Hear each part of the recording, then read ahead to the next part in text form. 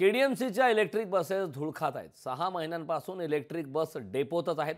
Registration लांबल्यानं बस सेवेला विलंब झाला। शिवसेना उद्धव बाळासाहेब ठाकरे पक्षाचं परिवहन विभागाविरोधात आंदोलन करण्यात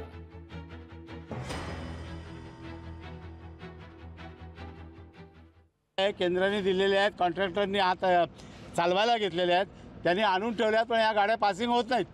काय 6 महिने झाले, 6 महिने झाले पासिंग नाही, काही नाही।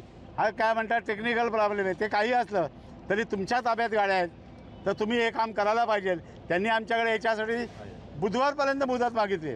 बुधवारनंतर ह्या गाड्या भंगारमध्ये देण्यासाठी म्हणून आम्ही एक वजन काटा आणला आहे, त्याची प्रतिकृती म्हणजे लहान आणि दिली त्यांना दिलेली आहे।